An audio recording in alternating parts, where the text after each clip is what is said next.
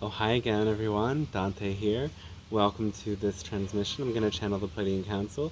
Before I do, really quick, check out DanteStarshine.com for all of the goodies I offer. That includes personal one-to-one channeling sessions that give you a deep ability to see in yourself and understand things that might be still beneath the surface, and get a review for your health and well-being in all areas of life. Dante, blah, blah, blah. I have this book, Channeled Guidebook to Living Love on Earth. It's a really big book. You can, if you don't feel like reading it all, you can use it as sort of an oracle and turn open to a page while intending for an answer on some subject, and find that this very elaborate book will give you some deep medicine and some cosmic insight. I also have a channeling course where you can learn how to channel and also learn how to do intuitive healing modalities and go through the process of receiving those modalities to go through a deep interpersonal transformation in a beautiful container of a loving community. If that's exciting for you, or any of that's exciting for you, go to DanteStarshine.com. And now I'll let the Pleiadian Council come through for a message. Hope you really enjoy it.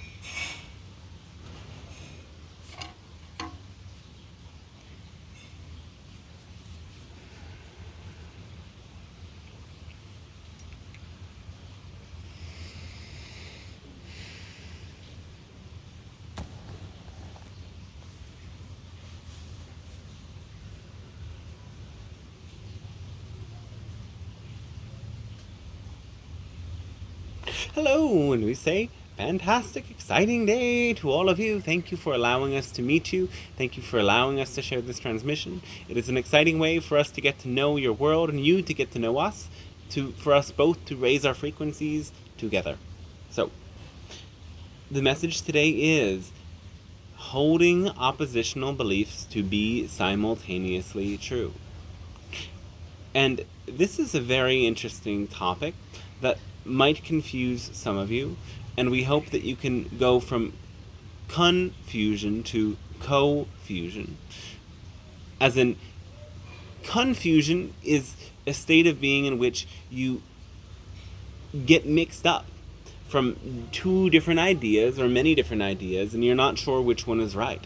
Whereas co-fusion is where you are able to see the validity of both ideas and both perspectives and make an informed choice. So, to fully grasp this, you have to understand that there are many different perspectives, and truth is but an aspect of one's perspective. What is true from one dimensional level is not true from another dimensional level. What is true for somebody in one particular city might not be true for somebody in a different part of the world. Your beliefs shape your reality. And the more you come to understand this, the more you will come to have a very different view of what is true and what is not. You will see that most things are true from their perspective, and there are much fewer fundamental or objective truths as you once thought to be. A great example of this is that in many of the traditions in your world, such as astrology and so on, there are specific timings as to what to do on very certain days at certain times, and things not to do. And from one perspective, these levels of guidance can bring about incredible results because you multidimensionally channel the energy of planets and subtle influences to bring about the results you seek. However, sometimes you will inevitably have to carry out the actions that are meant to be what you're doing, even though it is a bad day astrologically. Though, if you get so caught up in your beliefs as to what is good and bad, according to this system, you interrupt the flow of your passion, and you don't take the opportunity in the exact moment it was presented to you, only for reason of belief alone, and this can really slow down your progress. Many people take this system or other systems and use it as a reason to be in a constant state of fear or anxiety about these subtle influences that might disrupt the flow of things. So, in this state, what is simultaneously true is that these systems are efficient and effective, and also at the same time, what is most telling and most indicative of when to do anything is the feeling of passion in your heart. And the feeling of passion in your heart can help you to do something and do it with confidence, even if the signs at that astrological level don't indicate it should be right. So, another realm that it is important to see these things as both ideas being simultaneously true is in your political realm. For example, on one subject we've talked about before, it is very useful and very helpful for most people who are transgender to take hormones to support their body in feeling more aligned with who they experience themselves to be. And at the same time, by giving hormones to children who might not fully understand themselves yet, there will always be some who don't actually hold on to their identity and their understanding of themselves in that moment, and they come to regret the decision they made after these hormones have permanently changed their bodies and altered their development in some way. So you can simultaneously understand that this is positive in many circumstances, and it is negative under other circumstances. And so instead of jumping to conclusions of good and bad, you open yourself to understand that this is true and this is also true, but there is untruth in this and there is also untruth in this. Therefore, both of these perspectives are certain levels of truth. And you need to tap into certain levels of this awareness in your world because you exist with so much extreme conflict, and you aren't able to see when your opposition is true or valid at all. And this holds you back from stepping into greater levels of compassion. So this ability to hold many perspectives at once is something that allows you to experience great compassion, and also compassion allows you to have this incredibly open mind. So when you disagree with somebody, what we want you to do is, and you can even do it now, imagining the last time you had a certain argument with somebody about your vastly different perspectives. Imagine yourself to be that person.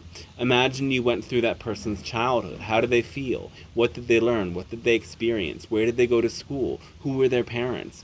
Who instructed them and guided them in becoming an adult and becoming who they are? What experiences shaped them? How do they feel inside their body? How do they see the world around them? What stories are running through their mind? Feel yourself as if you are them, and then focus on this particular idea that has you in a tizzy, and see this idea from their own perspective. Allow yourself in your imagination to come to understand why they might think it's true. And then return to your own perspective and return to your own self. But with this expanded imagination, putting yourself in this person's shoes, or rather their entire body, you get to see perhaps why that perspective is so alive and so real for them. And maybe you can hold both your perspective and their perspective to be some expression of the truth. That is not your truth, but it is a truth, and it is to some extent valid. And you wouldn't, of course, want to extend this to perspectives that are outright hateful. That's not what we are saying. Because you must understand with this that hate and fear are the opposite of truth. So when you do this and when you play with this, you want to also filter out those sorts of emotions and experiences. You want to recognize that people may be experiencing these emotions, but they are not representative of truth, because truth is love and unity with that one source. And anything that doesn't hold that frequency of love is some level of distortion. So one thing that you can also do is to imagine another perspective that doesn't work for you, and imagine the most elevated love-based version of it. Filter out the fear in order to see what the core intention is and what the core desire of that perspective is. How is that perspective a means to reach and ascend towards love? Because most perspectives are. Remember the motivational mechanism, that everybody is doing exactly what they believe is going to serve a higher purpose. And thus, every belief that somebody has is what they believe is going to serve a higher purpose for the world as well. Beliefs stay in your system because you believe them to be useful. And so, come to understand that what everyone's doing is something that they believe to be useful. And this can help you shed the resistance to stop fighting so powerfully and recognize areas where other people also might be right or correct in some way. And keep playing with this at many levels. Keep playing with it in how you live your life. Notice when you see rules out there and stories out there about how things work. Pay attention to the contradictory stories that you might hear from one spiritual teacher and to another spiritual teacher, that you might see in one mythology or cosmology of life as compared with another. And play with entertaining notions that they are both true. Play with breaking these rules and shedding these barriers, telling you what needs to happen and what doesn't need to happen. Step into this co-creative mode where you can honor all of the truths as partial truths and move more towards what is true for you, and move beyond the restrictions and limits that keep your consciousness stuck at a certain level, fearing that something is going wrong with the planets, or something is going wrong with the rituals, or something is going wrong with your actions and thoughts. And recognize that the core ingredient in any life and in any ritual and in any relationship and in any business and in any project is love. And the purity of that love, the unconditionality of that love, the degree of non-attachment and the intensity of passion in that love are the biggest and most important factors, more important than any of the rules. So the rules can still be true from their perspective. You don't need to fight against them. And in fact, it would be important for you to understand why somebody made up that rule in the first place, and think deeply and feel deeply as to what their core intentions are. Recognize that it's true as one level, but the highest truth not being hindered or limited by any of those things. This will help you free yourself, and it will help your world to liberate itself, and it will help all of you to be less combative and less feisty and angry with each other, and more compassionate and understanding with each other, so that your world may grow and evolve in harmonious ways, and you can understand each other in much deeper ways. We thank you very much, we love you very much, and we wish you a fantastic rest of your day then. Well, nice.